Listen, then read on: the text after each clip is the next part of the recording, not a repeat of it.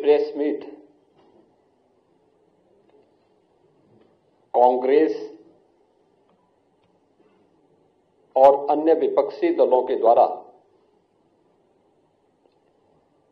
किए जा रहे अनैतिक और असंवैधानिक आचरण की ओर का समय समय पर इन लोगों के द्वारा किए गए भारत के संविधान के शिल्पी बाबा साहब डॉक्टर भीमराव अंबेडकर के अपमान से पर्दा उठाने के लिए, ध्यान आकर्षित करने के लिए अत्यंत महत्वपूर्ण है।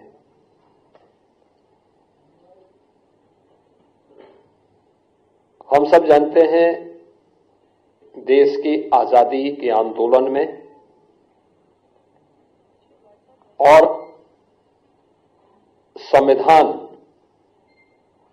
निर्माण के दौरान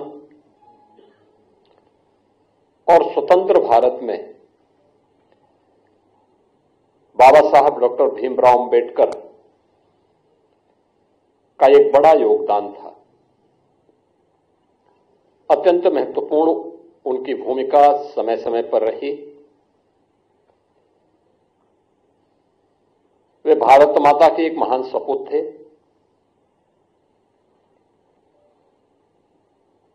उन्होंने विपरीत परिस्थितियों में तमाम प्रकार के सामाजिक बंधनों का सामना करते हुए उच्च शिक्षा अर्जित की, वित्त और अर्थव्यवस्था के क्षेत्र में, कानून के क्षेत्र में दुनिया की सर्वश्रेष्ठ डिग्री अर्जित की और फिर उसके माध्यम से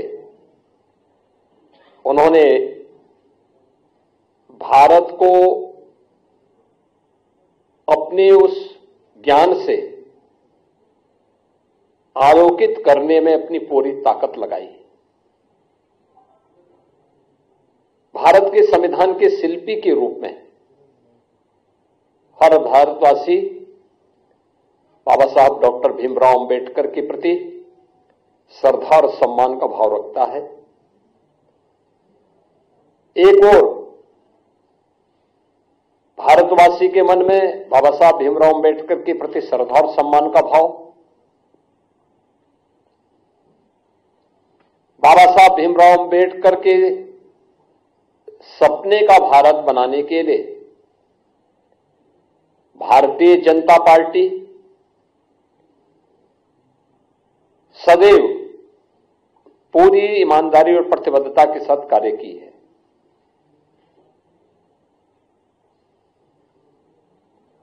सरदेव अटल बिहारी वाजपेयी जी का यह जन्म शताब्दी वर्ष है और कल उनके जन्म सदी का एक आयोजन भी पूरे देश के अंदर होने जा रहा है। अटल जी की सरकार रही हो या आदरणीय प्रधानमंत्री नरेंद्र मोदी जी के नेतृत्व में चलने वाली भारतीय जनता पार्टी की सरकार, सदैव बाबा साहब भीमराव अंबेडकर की भावनाओं के अनुरूप भारतीय जनता पार्टी ने बाबा साहब भीमराव अंबेडकर को सम्मान दिया, उन भावनाओं को प्रतिनिधित्व दिया और हर स्तर पर उनके प्रति श्रद्धा और सम्मान का भाव रखा। चाहे वे पंचतीर्थ याद करें, बाबा साहब भीमराव अंबेडकर का जन्म मऊ मध्य प्रदेश के जिस क्षेत्र में हुआ था, वहां पर भारतीय जनता पार्टी के तत्कालीन मुख्यमंत्री श्री सुंदरलाल पटवा जी ने स्मारक बनाने का काम किया था और उसका उद्घाटन सरदेव अटल बिहारी वाजपेयी जी के द्वारा किया गया। दिल्ली में अंबेडकर सेंटर के लिए भूमि प्रदान किया था स्वर्गीय चंद्रशेखर जी ने। और वहां पर अंबेडकर इंटरनेशनल सेंटर की स्थापना आदरणीय प्रधानमंत्री मोदी जी ने किया। दीक्षा भूमि नागपुर में भव्य स्मारक बनाने का कार्य हो, या फिर इंग्लैंड में जहां पर बाबा साहब भीमराव अंबेडकर ने उच्च शिक्षा अर्जित की थी,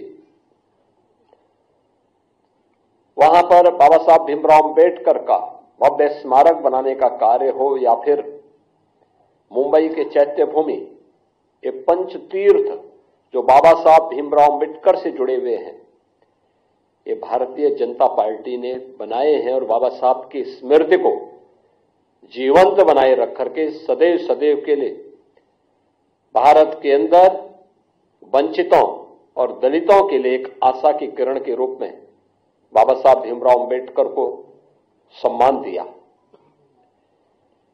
आज जो कुछ भी कार्य मोदी जी के नेतृत्व में चलने वाली एनडीए की सरकार के द्वारा किए जा रहे हैं, जिनमें पहली बार दलित और वंचित शासन की योजना का हिस्सा ईमानदारी के साथ बन रहा है, चाहे वह हर घर में शौचालय बनाने का कार्य हो, हर एक परिवार को, वंचित और दलित परिवार को आवास की सुविधा, सिर ढकने के लिए आवास की सुविधा हो, स्वास्थ्य बीमा का कवर देने का कार्य हो, चाहे वह देश के अंदर 80 करोड़ लोगों को राशन की सुविधा उपलब्ध करवाने का कार्य हो, अनुसूचित जाति, जनजाति और अन्य वंचित तबके को शासन की सभी प्रकार की सुविधाओं से आच्छादित करने का कार्य हो, ये सभी प्रधानमंत्री मोदी जी के नेतृत्व में देश के अंदर बखूबी चल रहा है। बाबा साहब भीमराव अंबेडकर इसी बात के लिए सदैव प्रेरणा प्रदान करते थे। इसी प्रेरणा से प्रेरित होकर के भारतीय जनता पार्टी अपने इस अभियान को पूरी ईमानदारी और प्रतिबद्धता के साथ आगे बढ़ा रही है। एक और भारतीय जनता पार्टी उन मूल्यों, उन आदर्शों के प्रति समर्पित होकर के कार्य कर रही है, तो दूसरी तरफ कांग्रेस, जिसका इतिहास देश के अंदर भारत के दलितों और वंचितों का अपमान करना, जिसका इतिहास तुष्टीकरण के आधार पर दलितों और वंचितों को उनके अधिकारों से पूरी तरह रोकने की एक कुत्सित चेष्टा का हिस्सा रहा है, और दूसरी तरफ तुष्टीकरण के आधार पर देश को विभाजन के कगार तक पहुंचाने का कार्य भी कांग्रेस ने किया। कौन नहीं जानता है कि पंडित नेहरू नहीं चाहते थे कि बाबा साहब भीमराव अंबेडकर संविधान सभा का हिस्सा बने। कांग्रेस नहीं चाहती थी कि बाबा साहब भीमराव अंबेडकर को संविधान सभा के ड्राफ्टिंग कमेटी का अध्यक्ष बनाया जाए, और राष्ट्रपिता महात्मा गांधी के हस्तक्षेप के बाद यह संभव हो पाया। और कांग्रेस ने अपनी कुत्सित मंशा का परिचय बाबा साहब भीमराव अंबेडकर के प्रति अपने विद्वेष भावना को तब परिचय दिया जब यूपीए की सरकार थी, और उस समय उन्होंने पाठ्य पुस्तकों के उस कार्टून को, जिसमें बाबा साहब भीमराव अंबेडकर के चित्र को पंडित नेहरू के द्वारा कोड़े मारने के एक कार्टून के माध्यम से दिखाया था, एक कांग्रेस की कुत्सित मानसिकता को दिखाता है। बाद में जब विरोध हुआ तो तत्कालीन मानव संसाधन विकास मंत्री कपिल सिब्बल को माफी मांगनी पड़ी थी, और ये पुस्तकों को वापस करना पड़ा था। कौन नहीं जानता है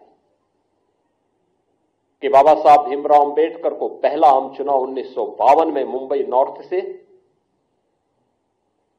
फिर 1954 में उपचुनाव हराने का कार्य भी तो कांग्रेस ने ही किया था। यहां तक कि पंडित नेहरू बाबा साहब भीमराव अंबेडकर के विरोध में प्रचार करने के लिए गए।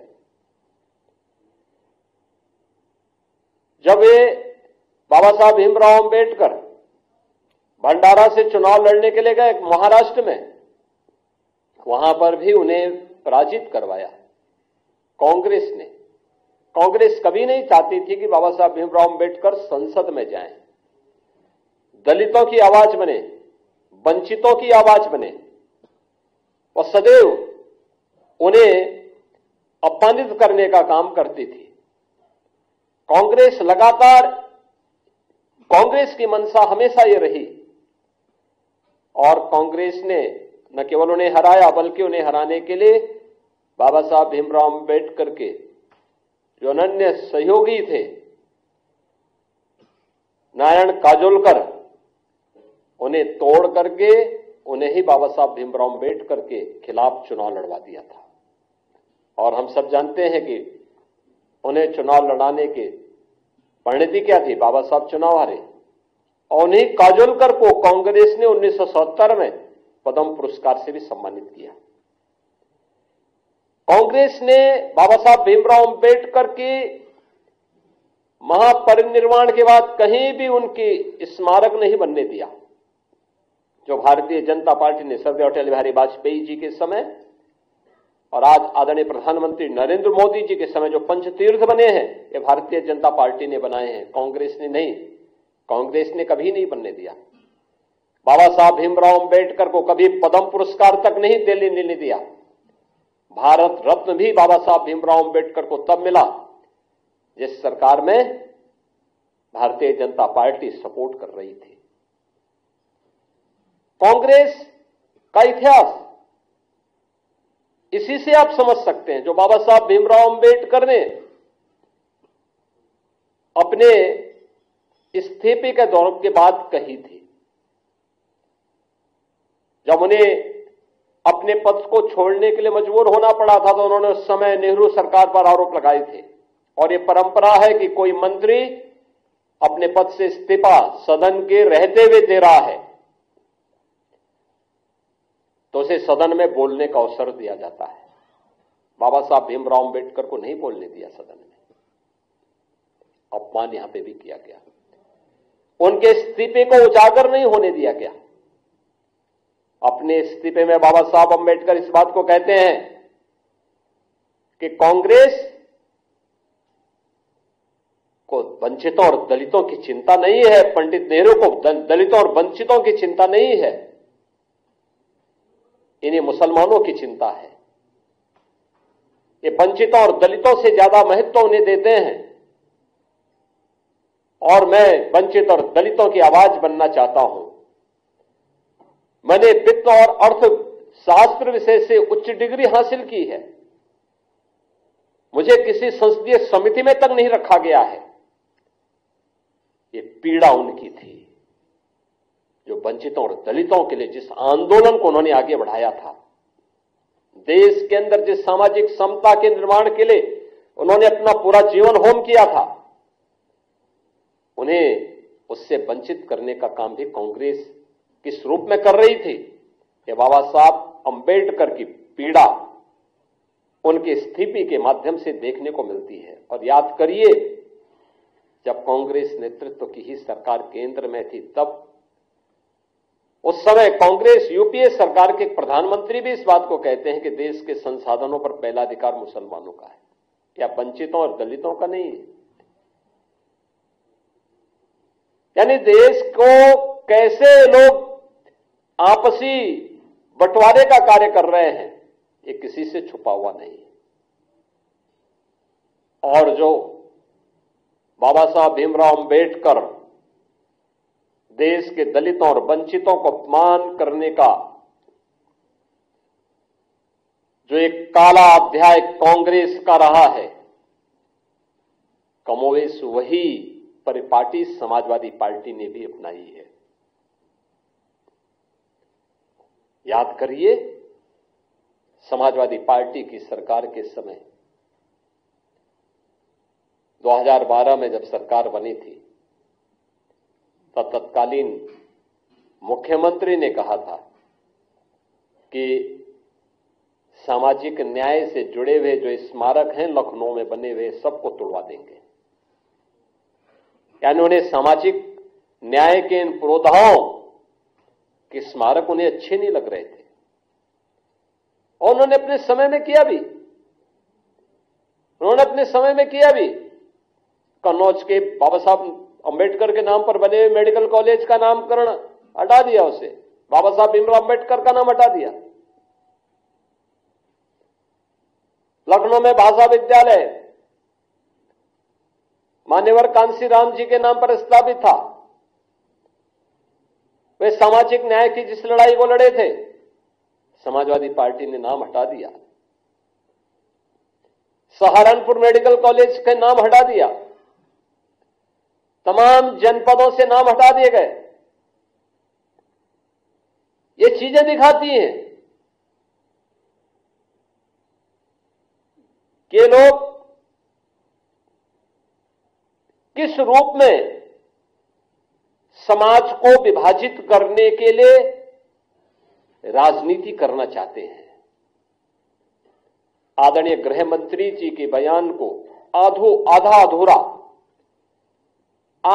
अधूरा मीडिया के सामने प्रस्तुत करके उसके नाम पर किस प्रकार से अपनी राजनीतिक रोटियां इनके द्वारा सेकी जा रही है, किस तरीके से समाज को गुमराह करने का कार्य किया जा रहा है। अपने किए हुए पर पर्दा डालने के लिए इनके द्वारा लगातार इस शरारत की जा रही है।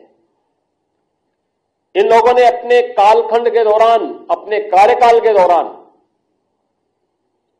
बाबा साहब भीमराव अंबेडकर सामाजिक न्याय के पुरोधाओं और महापुरुषों, दलितों और वंचितों के प्रति जो विद्वेष की भावना इन लोगों के मन में थी, ये आज भी उस प्रकार का आचरण लगातार कर रहे हैं। और यही कारण है कि जो भारतीय जनता पार्टी लगातार प्रधानमंत्री मोदी जी के नेतृत्व में दलितों और वंचितों के लिए नई नई योजनाएं ला रही है, उनके उत्थान के लिए कार्य कर रही है। जीरो पॉवर्टी के लक्ष्य को प्राप्त करने के लिए उन्हें 100% सिचुएशन के लक्ष्य की ओर बढ़ाने के लिए पूरी ईमानदारी के साथ कार्य कर रही है। इन सब के पीछे प्रेरणा बाबा साहब भीमराव अंबेडकर की है। उत्तर प्रदेश में हमारी सरकार ने स्वयं लखनऊ में बाबा साहब भीमराव अंबेडकर के नाम पर बाबा साहब अंबेडकर इंटरनेशनल सेंटर की स्थापना हम लोग कर रहे हैं। उत्तर प्रदेश के अंदर हर सरकारी कार्यालय में बाबा साहब भीमराव अंबेडकर का चित्र हमारी सरकार के समय, डबल इंजन की सरकार के समय लगे हैं। आजादी के बाद उत्तर प्रदेश से पहला दलित देश का राष्ट्रपति भी बनता है। पहली बार देश के अंदर कोई महिला जनजाति समाज से जुड़ी हुई एक मातृशक्ति भारत के सर्वोच्च संवैधानिक पद पर बैठती है। प्रधानमंत्री मोदी जी की प्रेरणा, उनकी लीडरशिप सबको सम्मान देने की है। गृह मंत्री जी के एक बयान को संसद में, वह भी संविधान दिवस के अवसर पर, और संविधान दिवस का यह आयोजन भी 26 नवंबर की तिथि को संविधान दिवस के रूप में पूरा देश आयोजित करके बाबा साहब भीमराव अंबेडकर के प्रति अपनी श्रद्धा और सम्मान का भाव व्यक्त करेगा। यह प्रेरणा प्रधानमंत्री मोदी जी की है। लगातार 2015 से संविधान दिवस के कार्यक्रम के साथ पूरा देश जुड़ता है।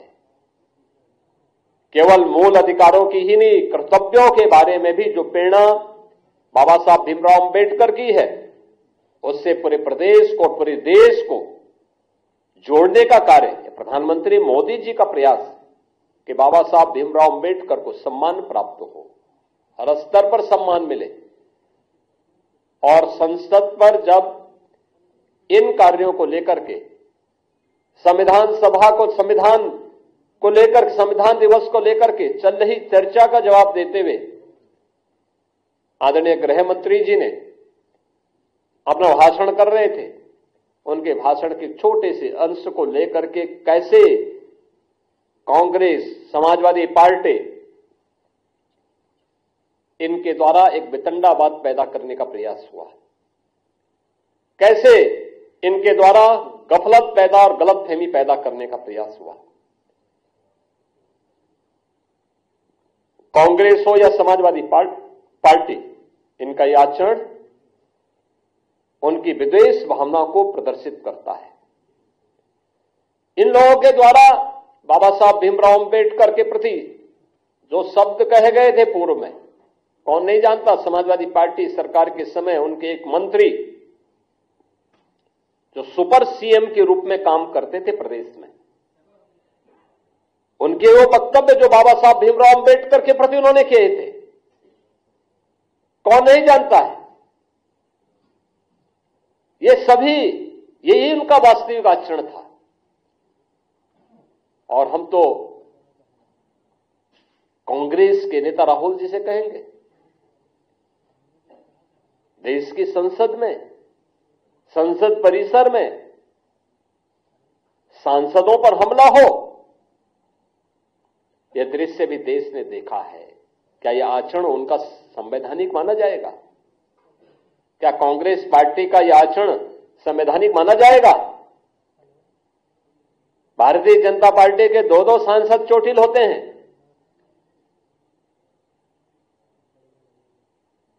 एक बुजुर्ग सांसद, पूर्व केंद्रीय मंत्री चोटिल होते हैं, उन्हें गिराया जाता है। यानी अपने सारे कृत्यों को, मारपीट के कृत्यों को, बुजुर्गों को धक्का देने की कृत्यों को ये संवैधानिक बनाने का प्रयास करते हैं। देश की संसद में जब अनुसूचित जाति जनजाति के हितों के लिए या महिलाओं के कल्याण के लिए आने वाले बिल को जब से राहुल गांधी के द्वारा फाड़े जाते हैं, क्या यह आचरण संवैधानिक है? अपने इन असंवैधानिक कार्यों के लिए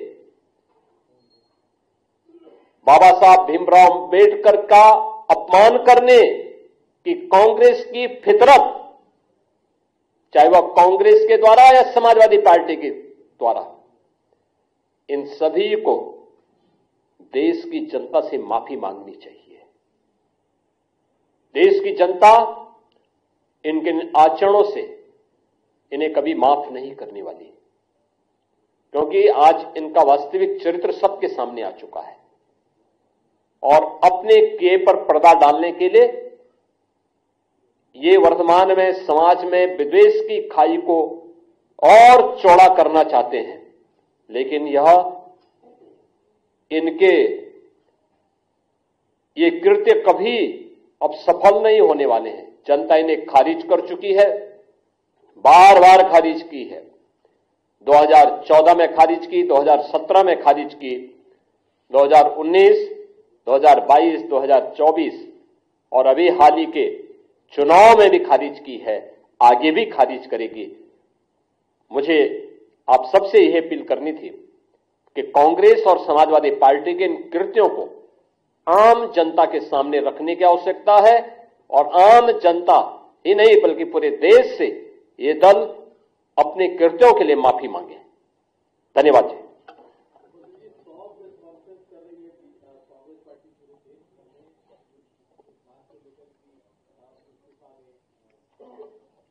हम यही तो कह रहे हैं कि कांग्रेस को अपने इन आचरणों पर भी बोलना चाहिए, कांग्रेस के इस आचरण पर भी बात की जानी चाहिए।